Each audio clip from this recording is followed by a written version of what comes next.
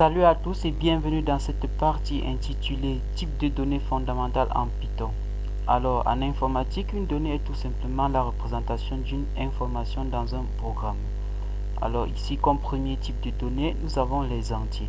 Les entiers ici renvoient tout simplement à l'ensemble des nombres entiers relatifs. Alors en guise d'exemple, nous avons notre premier variable ici, bien notre premier variable h égale à 43. Ok. Alors, donc ici, si nous l'exécutons, nous mettons h, nous obtenons 43. Comme deuxième exemple, nous avons ici nombre, ok, moins 45. Alors en Python, pour connaître le type d'une variable, on utilise une fonction prédéfinie appelée type. Donc ici, pour connaître le type de h, on dit type h. Alors ici, nous trouvons que c'est un entier. Ok, pour le deuxième aussi. Alors si on dit type nombre, nous trouvons également que c'est un entier. Ok, donc int c'est l'abréviation de integer en anglais. Alors comme deuxième type de variable, nous avons les flottants, entre parenthèses float en anglais. Ok, les flottants ici renvoient tout simplement à l'ensemble des nombres décimaux relatifs. Ok, alors comme premier exemple, nous avons notre nombre 1. Ok, 34,78. En guise de deuxième exemple, nous avons notre nombre 2. Nous avons moins 54,6. Ok. Alors, le type de notre premier nombre, nous avons float. Ok. Donc, c'est un entier, c'est un décimal relatif. Ok. Le type de notre deuxième nombre, nous avons flottant. Ok. C'est un flottant d'un décimal relatif. Alors, ici, on s'amuse ici à créer deux variables.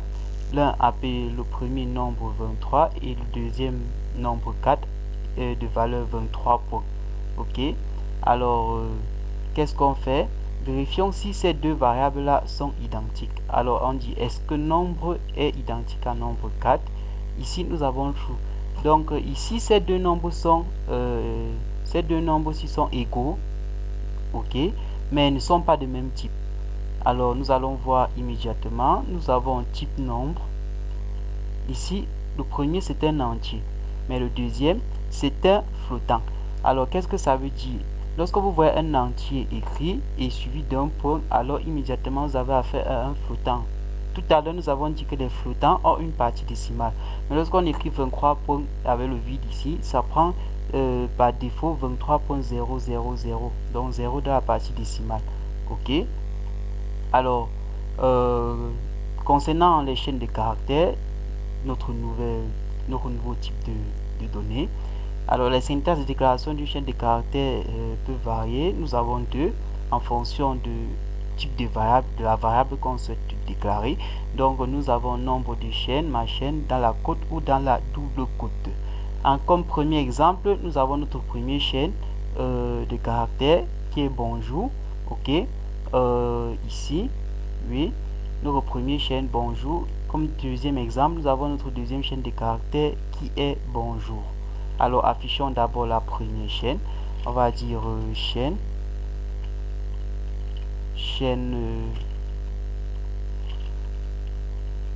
1. Ok. Alors nous voyons c'est bonjour. Ok. Affichons maintenant la chaîne 2. On va dire chaîne 2. Ok. Alors nous avons également bonjour. Alors ici notre première chaîne est écrite dans une côte, simple côte. La deuxième est écrite dans une double côte. Alors sûrement que vous devez vous demander est-ce qu'il y a une différence entre les deux. Alors comparons chaîne 1 et chaîne 2. Est-ce que la chaîne 1 est égale à la chaîne 2? Ok, nous observons que ces deux chaînes-ci sont bel et bien égales.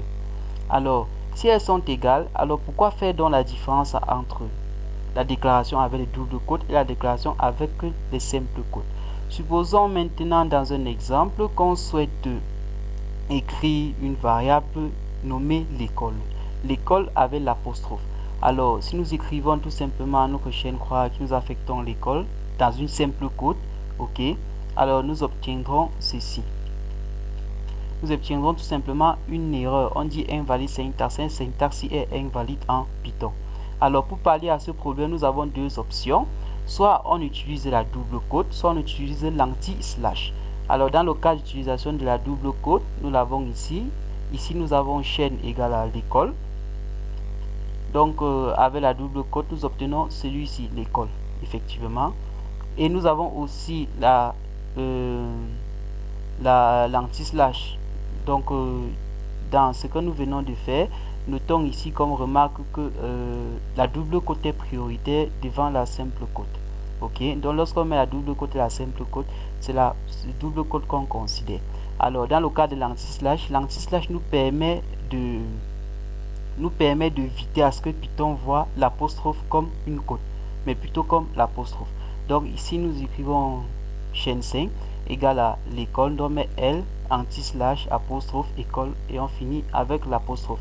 Alors voici ce qu'on obtient. Nous obtenons bel et bien l'école.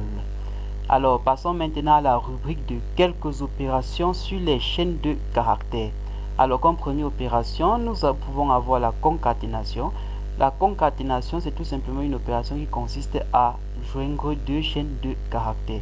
Alors en guise d'exemple, voici ma première chaîne de caractères. Donc chaîne 1, je suis d'entre. Ok. Chaîne 2, de coder. Alors si on déclare une troisième chaîne, ok, comme étant la concaténation de la première chaîne et de la deuxième chaîne, alors qu'est-ce qu'on obtient? Nous obtenons ceci. Je suis en train de coder. Ok. Ça, c'est le résultat de la concaténation des deux chaînes précédentes. Alors, comme autre opération, nous pouvons avoir de la minuscule vers la majuscule et vice versa. Ok. Alors, en guise d'exemple, nous avons notre première chaîne de caractères nom et dont la valeur est Herman. Et nous désirons déclarer une deuxième variable, ok, ou une deuxième chaîne de caractères nom de qui est tout simplement Herman mais écrit en majuscule. Alors ici nous utilisons OPA, ok. Alors donc nous avons nom 1, à nom 1 on affecte tout simplement nom.opa. Donc OPA qui envoie OPA case majuscule en anglais. Alors nous obtenons ceci. Nous obtenons bel et bien Herman écrit en majuscule. Alors dans le cas où nous voudrions déclarer réécrire ce Herman-ci en minuscule, ok, et le mettre dans une autre variable nommée nom2, alors il nous suffit d'écrire nom 1 mais remplacer OPA par lower, lower qui renvoie à lowercase qui veut dire minuscule en anglais. Alors ici nous avons bel et bien Herman écrit en minuscule. Comme prochaine opération, nous avons les extractions des éléments ou bien l'affichage des éléments spécifiques d'une chaîne. Ok, alors supposons que nous ayons notre chaîne ici, notre chaîne je suis le meilleur. Ici nous voulions ici afficher l'élément J par exemple. Donc supposons qu'on souhaite afficher J. Alors ici nous avons print J, print chaîne 0. Ok, ça affiche J. Donc dans une chaîne de caractères, ok, chaque élément de cette chaîne de caractères là est indexé. Ok, c'est la raison pour laquelle une chaîne de caractères est souvent comparable à une liste indexée d'éléments. Donc ici les index des éléments commencent à 0. Donc ici l'index de J c'est tout simplement 0. Alors si nous souhaitons afficher l'élément E, donc son index c'est tout simplement 1. Donc print chaîne 1. Ok, ça affiche l'élément E et ainsi de suite. Si nous souhaitons afficher l'élément S, ok,